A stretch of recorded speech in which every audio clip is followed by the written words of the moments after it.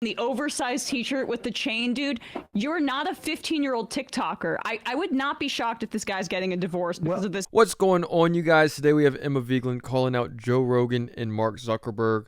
Zuckerberg is planning to get rid of fact checkers, and if you are up to date, Zuckerberg is wanting to sort of go completely different in a completely different direction. Mark Zuckerberg is sort of like discounting the left, and he wants to distance himself, and he goes on Joe Rogan, and they talk about it today. Emma Vigeland calls it out. Let's watch. All right, let's talk about some billionaires here because, and this guy's just multiple hundred millionaire, right? Joe Rogan, he's not quite a billionaire yet, but he's probably like, at least in the past couple of years, made a couple of $100 million on one deal, probably $100 million on other. I don't know. His Spotify deal is like $250 million. And, but there's overhead. Taxes, and you got to pay your agent.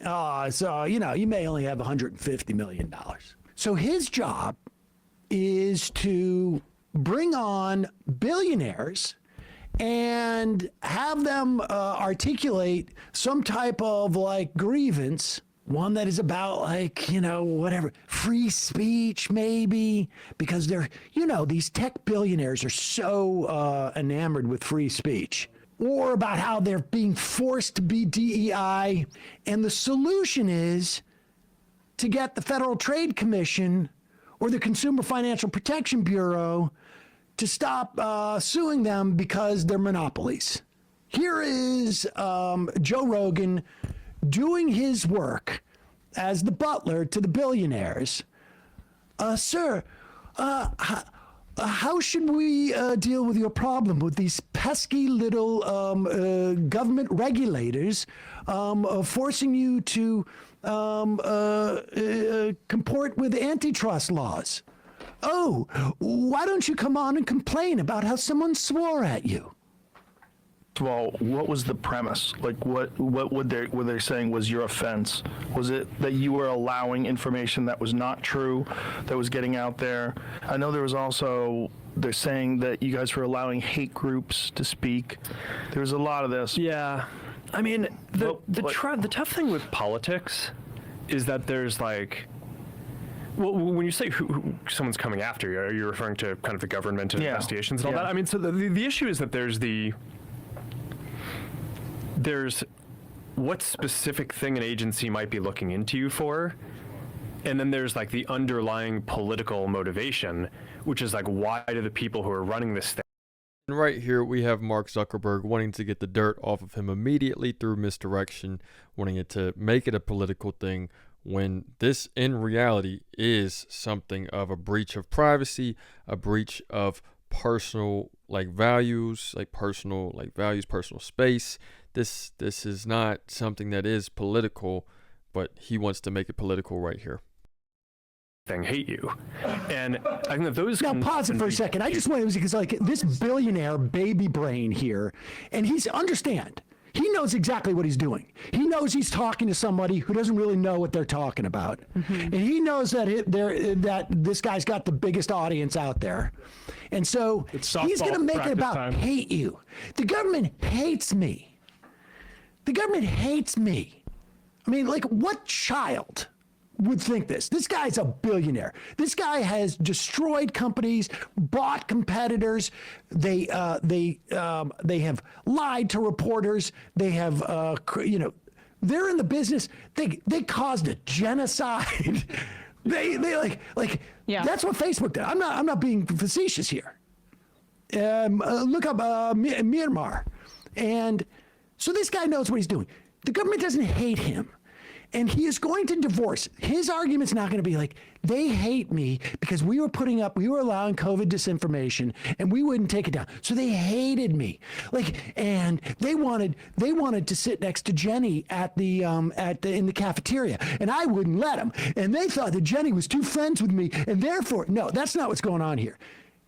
When Biden got in, because of a growing movement within the Democratic Party about antitrust, and the fact that antitrust laws have not been in any way enforced since the Reagan era, that this behemoth Facebook, Meta, whatever you want to call it, had and Google for that matter, and Apple for that matter, these tech behemoths have acquired so much market power. They are breaking antitrust laws. They are, and they're, incidentally, not only are they acquiring so much economic power, but they're acquiring so much political power. And he doesn't want you to know that. But he doesn't want to know that this is the reason. Right here we have Sam Sater calling out Zuckerberg more on that issue, that Zuckerberg is wanting to turn it into, oh, somebody's trying to keep me down. Like, really, someone's trying to keep you down? You literally have found a way to maybe get past all of these other people that have tried to keep you down for making money. So why is it now that somebody's able to keep you down whenever if it's not something that's actually breaching someone's personal privacy? Like, why, and Sam Sater is calling that out perfectly right now, calling out Zuckerberg and calling out Joe Rogan for having Zuckerberg on to spit this nonsense. No, I'm sorry. Just like right now, Meta is under, you bring up antitrust. Pop this up, yeah. Meta is under, in April, there will be if I don't know, the Trump appointee, if they kill this case, which is literally what Zuckerberg is trying to to make happen right now with this advertisement on free advertisement by state media Joe Rogan. Meta faces April trial in FTC case seeking to unwind Instagram merger. They acquired Instagram in 2012 and then WhatsApp in 2014. The accusation is that they overpaid for them because they wanted to kill a competitor.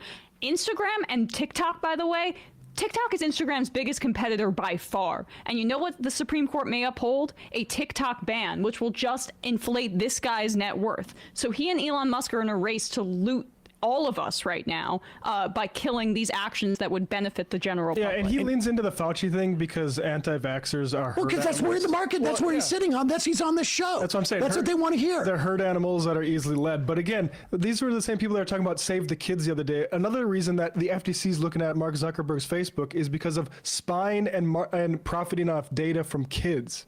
All right, so just remember the timeline here, right? Trump wins. Zuckerberg basically announces, hey, we're going to allow hate talk on our site now. We're not going to do any disinformation checking.